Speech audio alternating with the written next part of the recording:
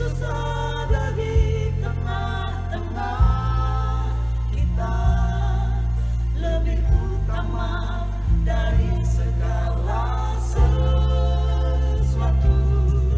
Pendakian tertinggi dalam pengabdian. Lalu ia berfirman, "Jangan kau bunuh anak itu dan jangan kau apa-apakan dia, sebab telah ku ketahui sekarang bahwa engkau takut akan Allah dan engkau tidak segan-segan untuk menyerahkan anakmu yang tunggal kepadaku." Kejadian 22 ayat 12. Pendakian tertinggi adalah kisah pengabdian Abraham dalam perjalanan mengikuti maksud dan rencana Tuhan dalam hidupnya.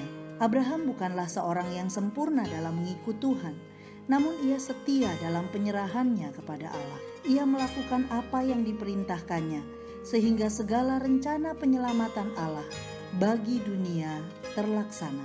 Dalam kisah Abraham, panggilan Tuhan diberkati untuk menjadi berkat, terwujud bagi segala bangsa di muka bumi. Kejadian 22 ayat 1-19 adalah tipos karya terbesar Kristus bagi manusia. Ishak menunjuk pada Kristus, Abraham pada Allah Bapa, Gunung Moria adalah Bukit Golgota. Dua orang bujang adalah dua orang yang disalib bersama Yesus. 3 hari perjalanan yaitu hari kematian hingga kebangkitan Yesus. Kayu yang dipikul Ishak perlambang salib Yesus. Api dan pisau melambangkan mezbah. Domba jantan adalah Kristus. Tanduk yang tersangkut adalah mahkota duri. Di atas kayu api berarti tubuh Kristus yang tergantung di salib. Dan keturunan menunjuk pada banyak bangsa yang akan mendapat berkat.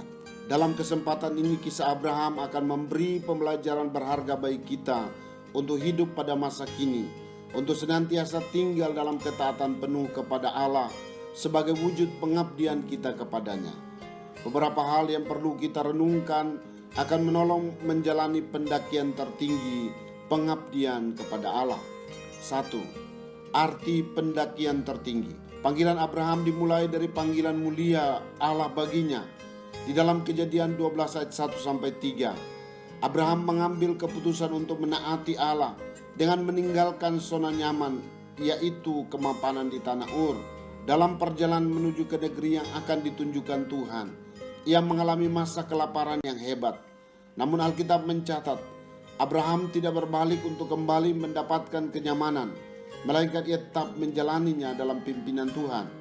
Kejadian 22 ayat 1-19 adalah pendakian tertinggi Abraham untuk mengorbankan anaknya yang tunggal. Firman-Nya, "Ambillah anakmu yang tunggal itu yang engkau kasihi, yakni Ishak. Persembahkanlah dia di sana sebagai korban bakaran pada salah satu gunung yang akan kukatakan kepadamu." Kejadian 19 ayat 2. Apa yang disampaikan Tuhan kepadanya bukanlah pilihan ketaatan yang mudah setelah ia bergumul mendapatkan Ishak, ataupun juga setelah ia melewati berbagai kesulitan dalam perjalanan mengikut panggilan Tuhan. 2. Wujud pendakian tertinggi. Pendakian tertinggi Abraham diwujudkan dalam pengabdiannya kepada Allah. Pertama dalam hal iman, Ibrani 11 ayat 17-19 dan Kejadian pasal 12. Pengalaman iman mengharapkan hal mustahil, yaitu kelahiran seorang anak dari orang tua yang sudah mati pucuk. Ibrani 11 ayat 12 menjadi referensi iman untuk memberi Ishak kepada Allah.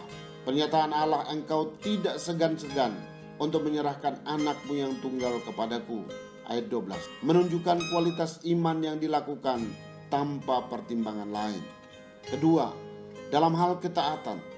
"Jikalau kamu mengasihi aku, kamu akan menuruti segala perintahku." Yohanes 14 ayat 15 adalah gambaran ketaatan Abraham kepada Allah. Abraham lebih mengasihi Allah daripada anak tunggalnya. Adalah bukti kepada siapa hati Abraham terpaut. Ia menunjukkan loyalitasnya kepada Allah, bukan kepada berkat yang dinantikannya.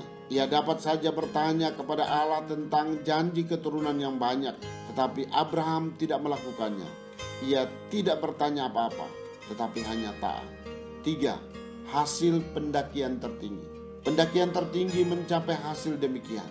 Pertama, Tuhan menyediakan. Ayat 8 dan ayat 14. Ketika Ishak bertanya tentang anak domba korban bakaran, Abraham menjawab, "Allah yang akan menyediakan anakku." Ini menunjukkan iman Abraham bahwa Tuhan tidak akan membiarkannya, dan ia menyediakan anak domba itu. ayat 13. Abraham menamai tempat itu Tuhan menyediakan. Ayat 18. Karena Tuhan telah dan selalu menyediakan yang terbaik dalam hidupnya.